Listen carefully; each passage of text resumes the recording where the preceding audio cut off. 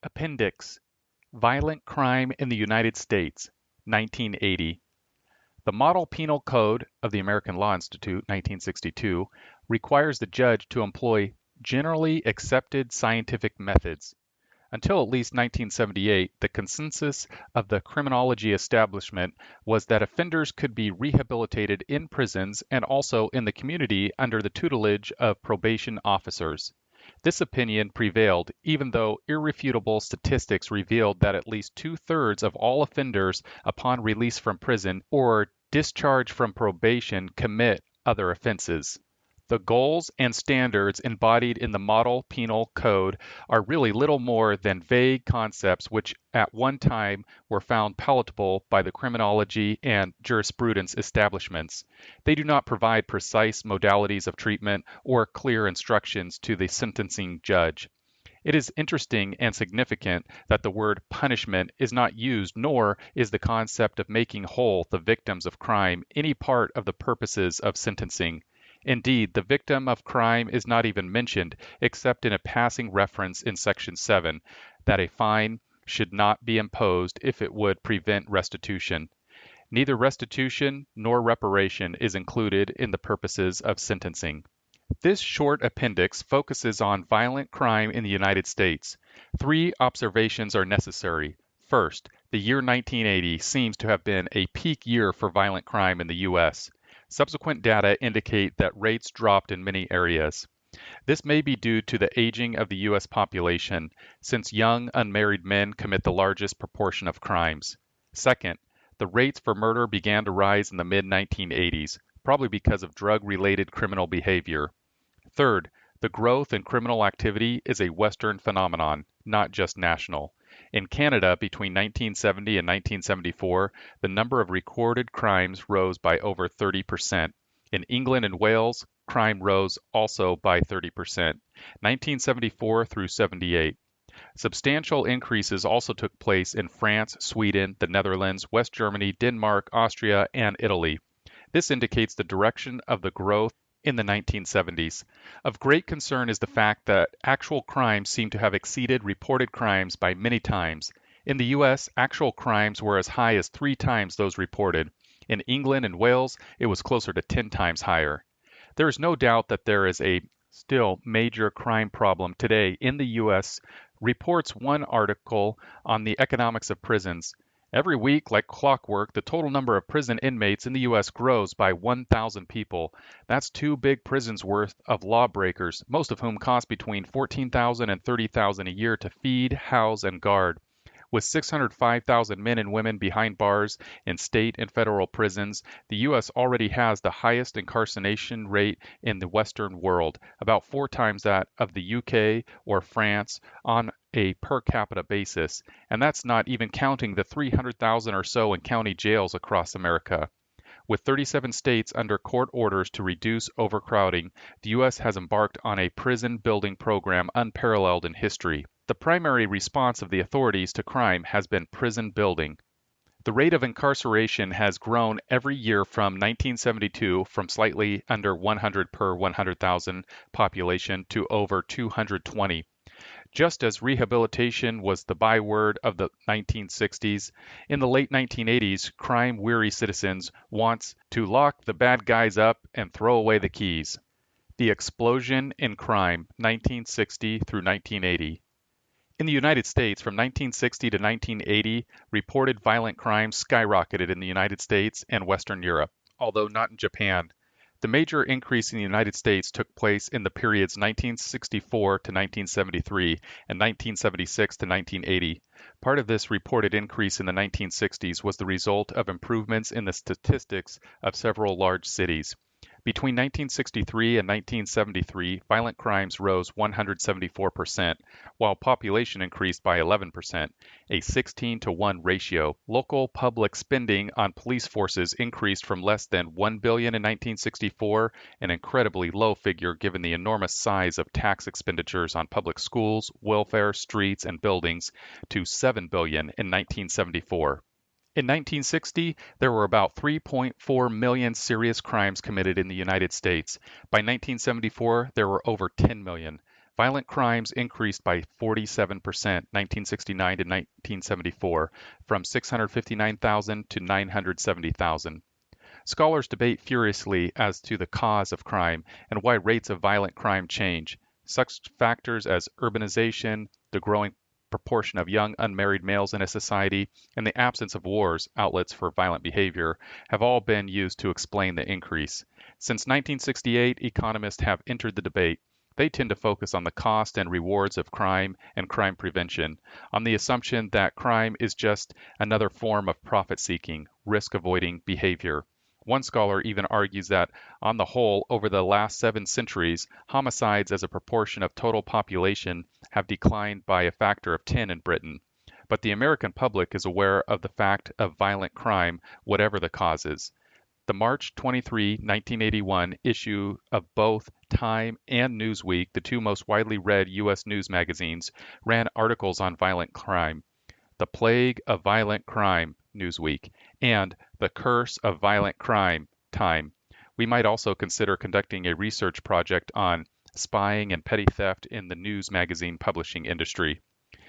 In the United States, between the periods 1930 to 34, 1975 to 79, population grew by 84%, 123 million to 226 million. Homicides went up by almost 600%, from 14,618 to 101,044. Homicides per 100,000 population climbed from 11.9 to 44.7. Interestingly, the number of civil executions per homicide dropped by over 99%, from 1 per 18.8 to 1 per 33,681. The growth in homicides was relatively low from 1935 to 39 era until 1945 to 49. But the curious fact is that homicides per 100,000 of population dropped from 1946 until 1962, from 6.9 murders per 100,000 to 4.5. By 1972, it had climbed to 9.4. Homicides went from 44,000 in 1960 to 64 to 101,000 in the 1975 to 79 period. In Los Angeles, the increases were comparable. Population increase was 142%, homicides were up 686%, and homicides per 100,000 of population tripled. As evil as the crime of murder is, however, it must be understood that many of the victims are far from innocent victims. A study of murder victims in New York City made in 1977 found that half of 1,622 victims in 1976 had police records. 35 had been arrested on murder charges themselves. Young men were the most vulnerable single group, constituting about a third of the victims. Youths between the ages of 16 and 20 accounted for over a quarter of those arrested for murder. Almost half of the victims were black, and 30% were Hispanic, but 124 of the victims were elderly people who were probably killed during robberies. James Q. Wilson points out that the number of robberies per 100,000 dropped from 1946 until 1959. Then, in 1960, it increased sharply, remained stable for 2 years, and then jumped again in 1963, 1964, and 1965. In 1959, the rate had been 51.2 per 100,000. In 1968, it was 131. Auto theft had increased from 1949 until 1963, when it rose dramatically. He writes, "It all began in about 1963. That was the year, to over-dramatize a bit, that a decade began to fall apart." The 1970s brought no relief. The combined rate of 3 violent crimes, murder, rape, and robbery, in the United States increased from slightly over 350 per 100,000 of population in 1970 to just under 600 per 100,000 in 1979. The rate had peaked in 1975, dropped with the recession of 1975 through 76, and then began increasing again during the Carter administration. "Fear of crime leads in survey on reasons to leave big cities," announced a New York Times headline, May 16, 1981. The poll was conducted by the Gallup organization. In the 1970s, there was no prominent cause of the migration out of the cities. In cities of 1 million residents or more, half of those who left cited a high crime rate. The article goes on to say that the Federal Bureau of Investigation's Uniform Crime Reports on the number of crimes reported to the police show that violent crimes of murder, rape, robbery, and assault rose 31% from 1976 to 1980, while crimes against property, larceny, burglary, and theft rose by 16% in the same period. The biggest increases for both categories came in 1980. For cities over 1 million population, violent crime was up 17% and property crime 13%. Also, suburban and rural crime have been increasing in all regions of the country at a rate not far behind that of big cities. Juvenile crime. Juvenile crime has accelerated since the end of World War II. Arrest for violent crimes by juveniles increased by 98% from 1967 to 1976, and arrest for those 18 and older increased by 65%. A study released by the Ford Foundation in 1978, Violent Delinquents, reveals that a hardcore of 3% to 5% of those arrested account for more than half of the violent crimes perpetrated by juveniles, in effect, a hardcore criminal class.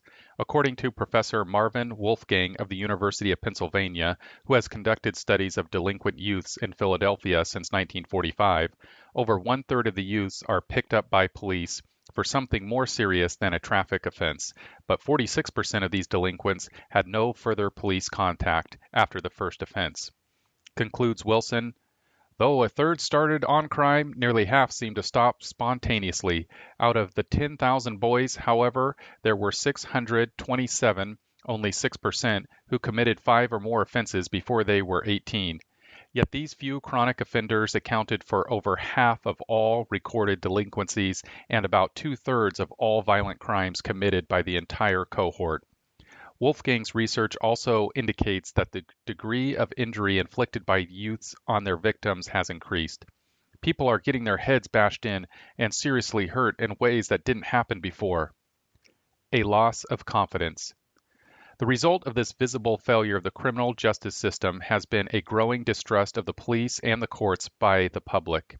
A poll taken by Newsweek magazine in 1981 and published in the March 23rd issue asked, "How much confidence do you have in the police to protect you from violent crime?" The response, "A great deal," 15%, "Quite a bit," 34%, "Not very much," 42%, "Not at all," 8%, "Don't know," 1%.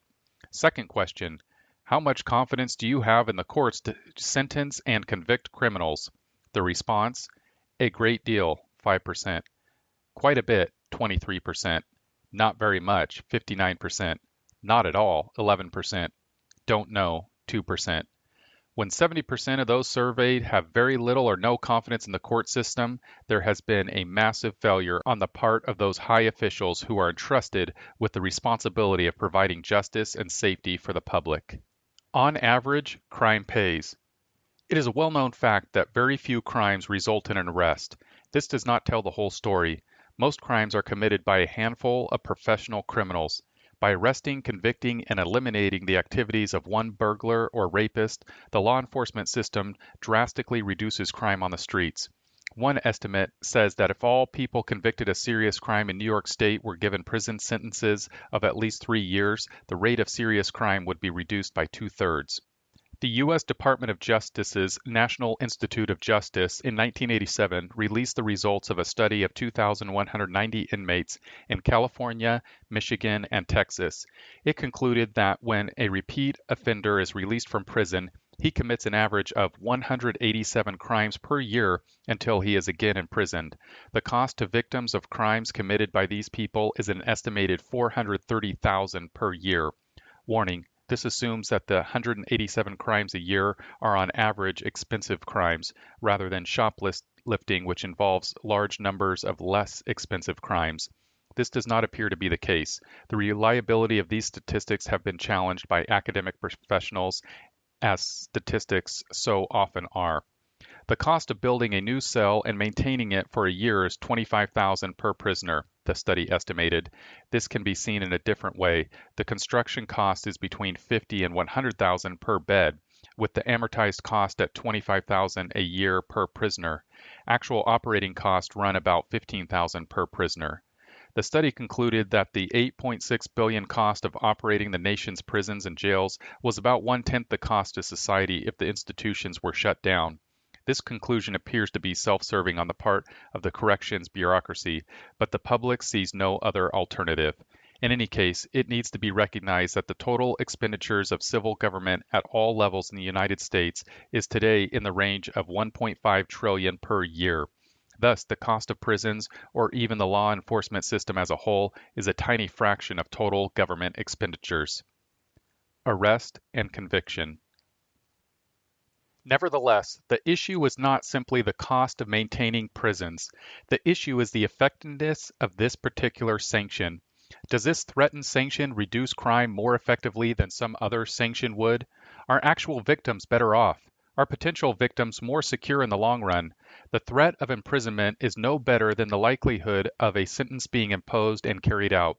The question must be asked, what is the relationship between arrest and conviction? According to the headline of a New York Times article, January 4, 1981, 99% of felony arrests in the city fail to bring terms in state prison. About 80% are not even prosecuted as felons. About 1 in 6 serves time in a city jail for under 1 year. At a time of rising concerns about crime, the police, prosecutors, city officials, and research specialists say that law enforcement officials have decided to treat all but the most serious offenses as misdemeanors, more often than not by a plea agreement reaching during arraignment. The process by which felonious crimes are dealt with in New York City, and by implication and statistics most other major American cities, is revealing.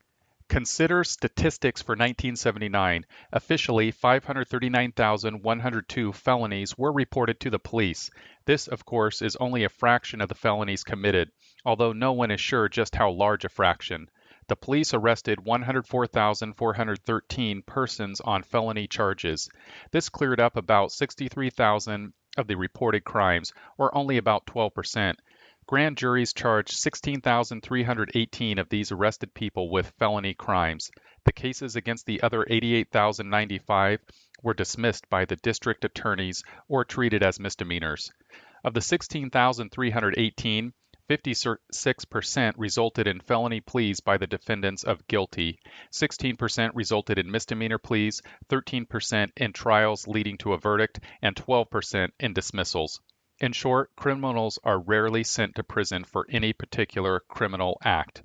The criminals know for certain what the public suspects. Crime does pay. The risks of being caught for one crime are low. The risks of a repeater's being caught are high. The risks of being convicted and serving a lengthy period in prison are minimal. Professor Walter Burns, a political scientist at the University of Toronto, has summarized the problem. Between 1966 and 1971, the U.S. murder rate increased by 52%, and the crime rate as a whole rose by 74%, as reported in Crime in the United States, Uniform Crime Reports, 1971. Crimes of violence, murder, forcible rape, robbery, and aggravated assault went up 80%. In 1971, there were 5,995,200 index crimes, crimes cataloged by the FBI, reported to the police, and everyone knows that a large number of crimes are never reported to the police. The proportion of arrests to crimes reported was only 19%, persons charged 17%, persons convicted as charged 5%, and persons convicted of lesser offenses 0.9%. All of which means that punishment was meted out in only 5.7% of the known cases of crime. The conclusion is inescapable. Crime pays. Moreover, some authorities insist that most crimes are not reported to the police and that only 1.5% of all crimes are punished, which is to say that 98.5% of crimes committed go unpunished. Aging and crime. The rate of crime began to drop in the early 1980s in the United States. The only reasonable hope that citizens of the United States seem to have for continuing this reduction in crime in the near future, apart from a religious revival, is that with a falling birth rate, the number of young men, especially unmarried young men, ages 18 through 24, as a percentage of population will fall. Older men commit fewer crimes. They get married, and marriage reduces crime. Gilder points out that about 3% of criminals are women. Only 33% are married men. Although single men number 13% of the population over age 14, they comprise 60% of the criminals and commit 90% of major and violent crimes. In short, there is little evidence that tinkering with the criminal investigation system will bring relief to the victims. The causes of crime are too complex. By the late 1980s, major U.S. cities began to experience a rapid escalation of violent crime, especially murder, as the drug culture began to be organized on a highly businesslike basis. An estimated 50,000 to 80,000 youths in the Los Angeles area now belong to gangs.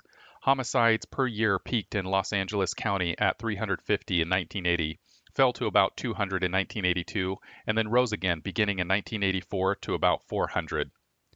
Biblical law and social order. Modern criminology is a recent and very inexact science. It has become dominated by the ideology of political liberalism, which in turn is deeply committed to environmental determinism. Criminologists have had very few scientific studies available to support their opinions concerning the relationship between poverty and crime or overcrowded urban life and crime. As Harvard University political scientist James Q. Wilson has pointed out, it was not until 1966, 50 years after criminology began as a discipline in this country, and after 7 editions of the leading text on crime had appeared, that there began to be a serious and sustained inquiry into the consequences for crime rates of differences in the certainty and severity of the penalties. Now, to an increasing extent, that inquiry is being furthered by economists rather than sociologists. It is not surprising that criminology has not been influenced much by the concept of biblical law. The legal standards found in the Bible provide society with a means of establishing social order. Biblical law works because it is comprehensive, and it deals with men as they are, yet in terms of an ethical code that tells us what we should attempt to become. When those who would shatter the foundations of social order openly disrupt the lives of law-abiding citizens, then the civil government is required to step in and restore order. This may involve the permanent elimination of the criminal. Biblical law imposes conditions which make crime expensive. Thus, biblical law imposes the death penalty for certain classes of crimes that involve an intolerable attack on the foundations of social order. The biblical social order must be preserved. Courts make mistakes, justice is not perfect, and the innocent defendant may sometimes see his hopes crushed by a miscarriage of justice. But an occasional miscarriage of justice is preferable to the advent of a permanent criminal class. There will always be a miscarriage of justice. The question is, in what direction is the criminal code headed? Toward the Bible or toward humanism? There is a slogan in American jurisprudence: "Better that 100 guilty men go free than one innocent victim be punished." This implies that it is legitimate to require standards of evidence so rigorous that only criminals are ever convicted. But the price of earthly perfect justice is the destruction of the legal system which attempts to provide such justice. As Moses discovered, Exodus 18, such a quest for perfect earthly justice would subject a law-abiding society to waves of criminals who could not be convicted in terms of the standards of the perfection-seeking criminal justice system. The justice system would bankrupt the Treasury by attempting to deliver perfect justice.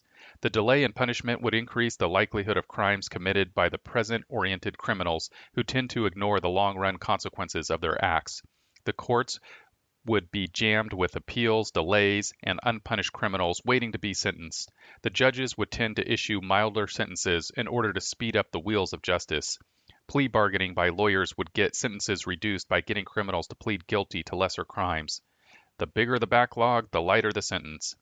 There will be no plea bargaining on the day of final judgment. Justice will be perfect then. We must content ourselves with imperfect justice until then.